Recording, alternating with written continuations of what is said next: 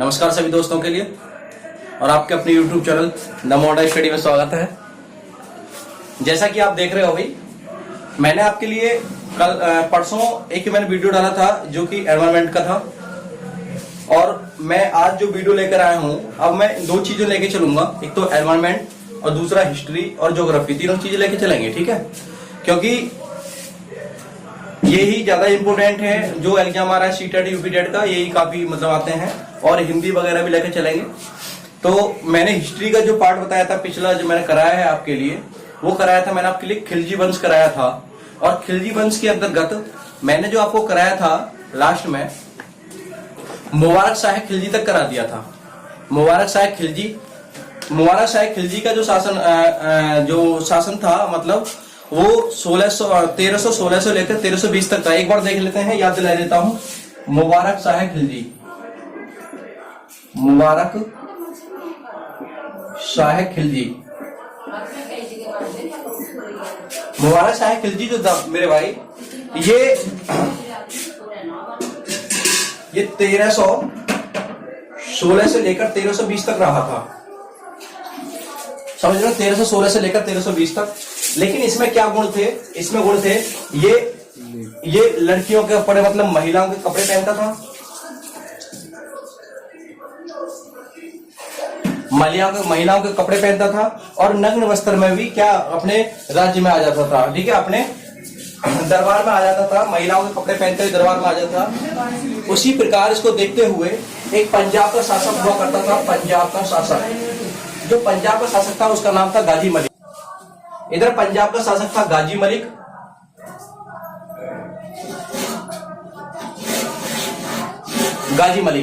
एक पंजाब का शासक था गाजी मलिक। इसकी मुबारक शाह खिलजी की गाजी मलिक को पता चलता है, और मुबारक शाह खिलजी से गाजी मलिक कहता है कि इस्लाम खतरे में है। दिल्ली की जनता से कहता है इस्लाम खतरे में है और हमें इसको जल्दी से जल्दी हटाना पड़ेगा। तो गाजी मलिक दिल्ली की जनता के साथ में मिलकर मुबारक शाह खिलजी की हत्या कर देता है, और मुबारक शाह खिलजी की हत्या करने के बाद में खुद शासन करता है, और उसके बाद में अपने एक नए वंश की स्थापना करता है जिसका नाम होगा तुगलक वंश। तो आज हम जो पढ़ने वाले हैं वो पढ़ेंगे तुगलक वंश, और तुगलक वंश का जो प्रथम शासक होगा, जो स्थापना करेगा, वो होगा गाजी मलिक, और जिसका वास्तविक नाम होगा गयासुद्दीन तुगलक। तो आज हम पढ़ेंगे गयासुद्दीन तुगलक के बारे में। तो ये मिटा देता हूं मैं जरा।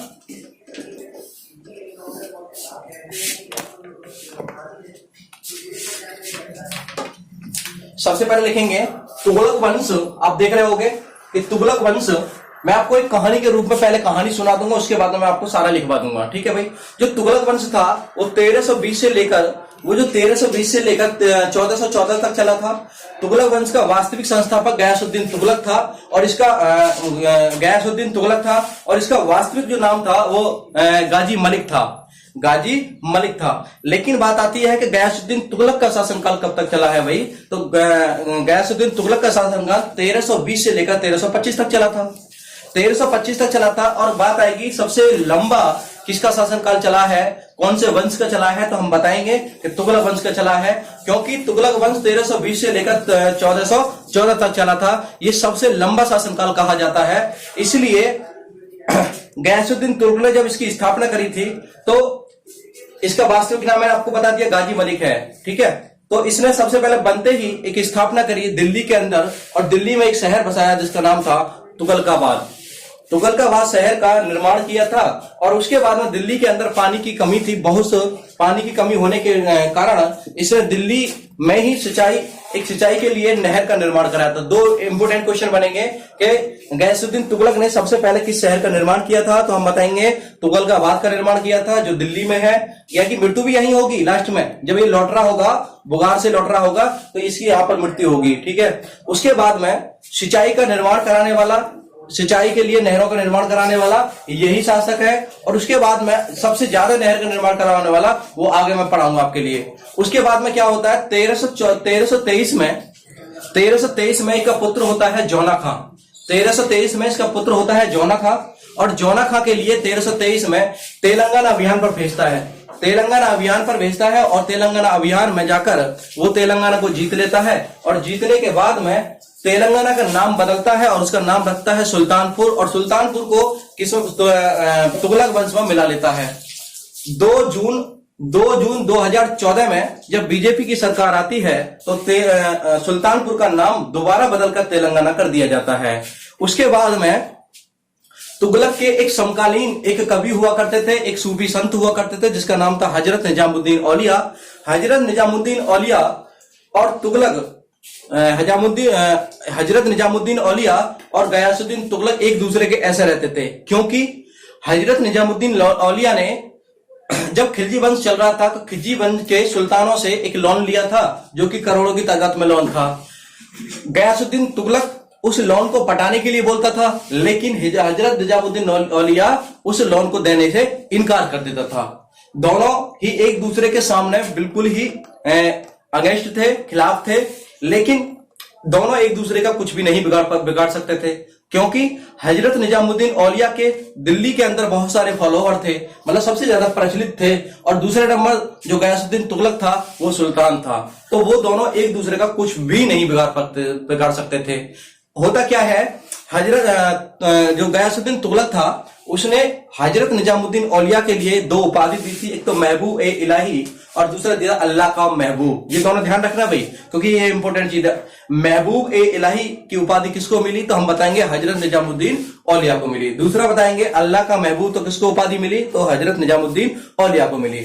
1325 में बुगार खां का विद्रोह होता है, बुगार खां का विद्रोह होता है, ठीक है। 1325 में जब बुगार खां का विद्रोह होता है तो गयासुद्दीन तुगलक इस विद्रोह को रोकने के लिए जाता है। जब इस विद्रोह को रोकने के लिए जाता है तो विद्रोह इसलिए हुआ था क्योंकि वहां का जो शासक था उसने अपने आप के लिए स्वतंत्र शासक घोषित कर लिया था। इस बात का पता चला गयासुद्दीन तुगलक को, तो गयासुद्दीन तुगलक सीधा बुगार खां के पास में जाता है और बुगार खां से जाकर युद्ध करता है और युद्ध करने के बाद वहां से जीत लेता है। इतनी ही देर में हजरत निजामुद्दीन औलिया दिल्ली के अंदर यह घोषणा कर देते हैं कि गयासुद्दीन तुगलक की मृत्यु हो गई है और अगला आने वाला जो सुल्तान होगा वो होगा जौना खां। इस बात की पता चलती है गयासुद्दीन तुगलक के लिए। गयासुद्दीन तुगलक हजरत निजामुद्दीन औलिया के लिए एक पैगाम भेजता है। उसमें कहता है कि जब तक मैं दिल्ली आऊं हजरत निजामुद्दीन औलिया दिल्ली छोड़कर चले जाए। अगर दिल्ली छोड़कर नहीं जाते हैं तो उसके लिए मृत्युदंड दे दिया जाएगा। जब ये हजरत निजामुद्दीन औलिया सुनते हैं तो हजरत निजामुद्दीन औलिया कहते हैं अभी दिल्ली दूर है। क्वेश्चन आता है कि अभी दिल्ली दूर है, ये वचन किसने बोले थे, तो हम बताएंगे हजरत निजामुद्दीन औलिया ने। हजरत निजामुद्दीन औलिया ने कहा कि मैंने आज तक जो भी भविष्यवाणी की है वो हमेशा सत्य हुई है। मैंने अब तक जो भी भविष्यवाणी की है वो हमेशा सत्य हुई है, तो आज भी वो सत्य होगा। इसलिए कहा था कि दिल्ली अभी दूर है। गयासुद्दीन तुगलक वहां से वापस आता है और वापस आते समय दिल्ली के बाहर जो एक शहर बसाया था जिसका नाम क्या नाम उसका, तुगलकाबाद, जो शहर बसाया था तुगलकाबाद के अंदर एक लकड़ी का बहुत सुंदर महल बनाया जाता है और उस महल के अंदर वहां के जो लोग होते हैं वो गयासुद्दीन तुगलक से बोलते हैं कि आपके जीत की उसमें हमने ये महल बनाया है और इस महल के अंदर आप प्रवेश कीजिए। गयासुद्दीन तुगलक बड़ी खुशी से उसमें प्रवेश करता है और उस महल को गिरा दिया जाता है, जिसमें गयासुद्दीन तुगलक की मृत्यु हो जाती है और उसका मकबरा भी तुगलकाबाद में ही बना दिया जाता है। और अगला जो आने वाला शासक था अब वो कौन बन गया, जौना खां। और जौना खां का ही जो नाम होगा वो होगा मोहम्मद बिन तुगलक। तो मेरी ये कहानी, मैंने आपको पूरी कहानी सुनाई है, आप एक बार अब अपने हैंड राइटिंग में लिख सकते हो। तो मैं आपको अब लिख के बताता हूं भाई। तो सबसे पहले मैं आपको बताऊंगा कि जो तुगलक वंश है, तुगलक वंश का जो संस्थापक था,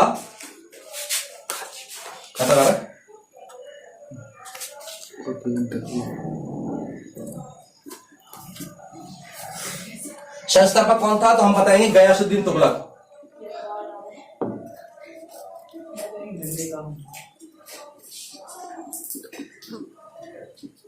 इसका जो संस्थापक था भाई, तुगलक वंश का संस्थापक कौन था? गयासुद्दीन तुगलक। इसका वास्तविक नाम क्या था? वास्तविक नाम जो था इसका वो था गाजी मलिक।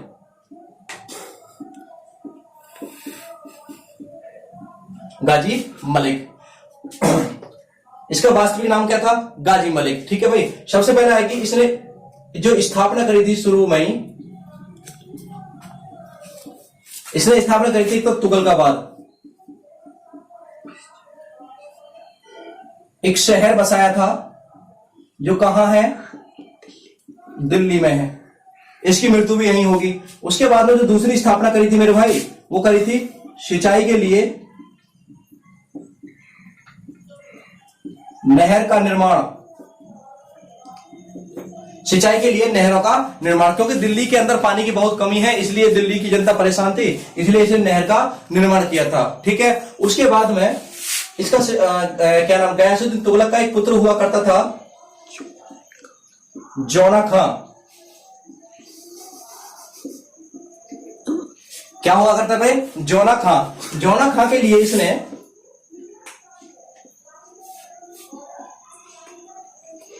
तेरह में तेलंगाना अभियान पर भेजा। तेलंगाना अभियान पर भेजा और उसने तेलंगाना अभियान को जीतकर वहां का एक स्थान पड़ता, वहां पर एक शहर था जो तेलंगाना को जीतकर उसका नाम जो रखा था, उसका नाम रखा था सुल्तानपुर। क्या नाम रखा था? सुल्तानपुर नाम रख दिया भाई। और उसके बाद में उसने तुगलक वंश में उसको मिला लिया। लेकिन जब 2002 जून 2014 में जब बीजेपी की सरकार आई, उसने उसको तेलंगाना बना दिया और ये भारत का 29वां राज्य बना। भारत का 29वां राज्य बना। ठीक है भाई। उसके बाद में हम आगे चलेंगे। जब यहां तक कहानी पहुंच गई थी, उसके बाद में क्या होता है? तेलंगाना सुल्तानपुर नाम लग देता है। उसके बाद में गयासुद्दीन तुगलक के एक समकालीन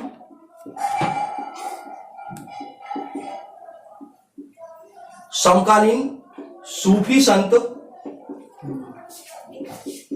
एक सूफी संत रहते थे जिसका नाम था हजरत निजामुद्दीन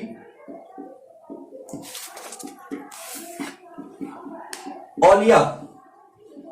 हजरत निजामुद्दीन औलिया रहते थे। हजरत निजामुद्दीन औलिया और गयासुद्दीन तुगलक आप एक दूसरे के मतलब अगेंस्ट रहते थे, खिलाफ रहते थे। वो इसलिए खिलाफ रहते थे भाई मेरे, क्योंकि हजरत निजामुद्दीन औलिया ने जब खिलजी वंश चल रहा था कि खिलजी वंश के सुल्तानों से इन्होंने बहुत बड़ा लोन लिया था और गयासुद्दीन तुगलक इस वजह से उनसे लोन पटाने के लिए बोलता और वो मना कर देते, क्योंकि हजरत निजामुद्दीन औलिया भी बहुत ही ज्यादा प्रसिद्ध व्यक्ति थे, क्योंकि दिल्ली की जनता उनके बहुत फॉलोवर थे। इसीलिए हजरत निजामुद्दीन औलिया का कुछ नहीं बिगाड़ पाता था गयासुद्दीन तुगलक, और गयासुद्दीन तुगलक का भी कुछ नहीं बिगाड़ पाता था हजरत निजामुद्दीन औलिया। यहां तक बात समझ में आई। लेकिन क्या हुआ, ये जो तुगलक है गयासुद्दीन तुगलक ने हजरत निजामुद्दीन औलिया के लिए 2 उपाधि दी हैं और दोनों की दोनों मोस्ट हैं।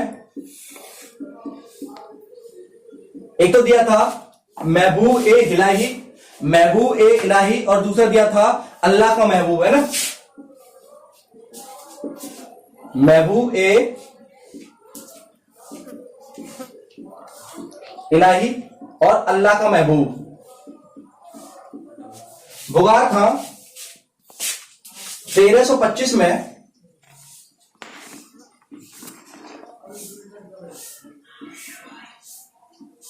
बुगार खां का विद्रोह हुआ। 1325 में बुगार खां का विद्रोह हुआ और इस विद्रोह को, क्योंकि इसने यहां का स्वतंत्र सुल्तान घोषित कर लिया था अपने आप के लिए। ठीक है। इस विद्रोह को शांत करने के लिए गयासुद्दीन तुगलक बुगार खां के पास पहुंचा और जब इसको विद्रोह को शांत कर रहा था, इतने में ही हजरत निजामुद्दीन औलिया ने ये दिल्ली के अंदर घोषणा कर दी कि गयासुद्दीन तुगलक की मृत्यु हो गई है और उसको मार दिया गया है, उसकी हत्या कर दी गई है। ठीक है भाई, उसकी हत्या कर दी गई है और आपका आगे आने वाला जो सुल्तान होगा वो जौना खां होगा। इतनी बात सुनकर गयासुद्दीन तुगलक ने कहा कि हजरत निजामुद्दीन औलिया जब तक मैं दिल्ली वापस आऊं हजरत निजामुद्दीन औलिया दिल्ली छोड़कर चले जाएं। अगर ऐसा नहीं करते हैं तो उनके लिए क्या दिया जाएगा, तो उनके लिए मृत्यु दंड दिया जाएगा। ठीक है भाई, तो हजरत निजामुद्दीन औलिया की दिल्ली की जनता बहुत ज्यादा फॉलोवर थी, मतलब बहुत ज्यादा प्रसिद्ध थे, इनकी बात को मानने वाले थे। तो इन्होंने कहा कि एक एक चांदी का सिक्का दिया और वहां की जनता को जौना खां को अपना अगला सुल्तान मानने के लिए मजबूर किया। ठीक है भाई, जब हजरत निजामुद्दीन औलिया ने यह बात सुनी थी तो उसने कहा कि अभी सुल्तान दिल्ली दूर है, आपको आना बहुत देरी से है। तो जैसे ही गयासुद्दीन तुगलक वापस आता है तो दिल्ली के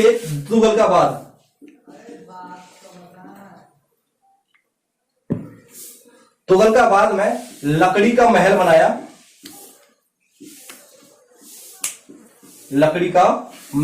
था और इस लकड़ी के महल में जब वापस आया तो वहां के लोगों ने गयासुद्दीन तुगलक से कहा, आपके समारोह के लिए, आपके स्वागत में हमने इस महल को बनाया है, आप कृपया इसको एक बार आप इसमें रेस्ट कीजिए। जब गयासुद्दीन तुगलक उसमें रेस्ट करता है तो उस महल को गिरा दिया जाता है और गयासुद्दीन तुगलक की हत्या कर दी जाती है। और उसका मकबरा जो बनेगा भाई, मकबरा भी कहा, तुगलकाबाद। ये जो कहानी थी ये किसकी थी, गयासुद्दीन तुगलक की। दोबारा समझ लीजिए, मैंने आपको बताया है इसका संस्थापक कौन था, गयासुद्दीन तुगलक था। इसका वास्तविक नाम गाजी मलिक था। ये गाजी मलिक वही था जो पंजाब का शासक था। इसने स्थापना करी तुगलकाबाद, जो दिल्ली के अंदर एक शहर है। दूसरा, सिंचाई के लिए नहर का निर्माण किया और इसका एक पुत्र था जौना खां 2323 में तेलंगाना अभियान पर भेजा, जो तेलंगाना को जीतकर नाम उसका रखा सुल्तानपुर, और सुल्तानपुर के लिए किस में मिला लिया, तुगलक वंश में मिला लिया। उसके बाद 2 जून 2014 को बीजेपी की सरकार आई और इसको क्या बना दिया, सुल्तानपुर को तेलंगाना बना दिया और भारत का 29वां राज्य बना दिया। उसके बाद में हजरत निजामुद्दीन औलिया एक सूफी संत से जो गयासुद्दीन तुगलक के समकालीन थे। ठीक है, समकालीन थे। ये दोनों एक दूसरे के क्या रहते थे भाई, अगेंस्ट रहते थे, खिलाफ रहते थे, क्योंकि हजरत निजामुद्दीन औलिया ने खिलजी वंश की, जब खिलजी वंश चल रहा था तो वहां पर लोन लिया था और गयासुद्दीन तुगलक इनसे पटाने के लिए बोलता था, पे करने के लिए बोलता था, लेकिन ये मना कर देते थे क्योंकि इनका कुछ भी नहीं बिगाड़ पाता था, क्योंकि दिल्ली की जनता इनकी फॉलोवर थी, इसलिए ये कुछ भी नहीं कर पाते थे। लेकिन गयासुद्दीन तुगलक ने इनके लिए 2 उपाधि दी थी, तो महबूब इलाही और अल्लाह का महबूब। 1325 में एक बुगार खां विद्रोह हुआ क्योंकि यहाँ के शासक ने अपने आप को स्वतंत्र शासक घोषित कर लिया था। इसलिए बुगार खां विद्रोह के लिए शांत करने के लिए गयासुद्दीन तुगलक वहां पहुंचा और वहां जाने के बाद में हजरत निजामुद्दीन औलिया ने इतने में ही एक काम कर दिया जो था कि गयासुद्दीन तुगलक की हत्या कर दी गई है और अब गयासुद्दीन तुगलक नहीं रहे हैं और आपका आने वाला जो सुल्तान होगा वो जौना खां होगा, उसका पुत्र होगा। ठीक है, और इस बात को मानने के लिए आप तैयार हो जाओ। दिल्ली की जनता के लिए इसी लिए एक चांदी का सिक्का बंटवाया था सारे।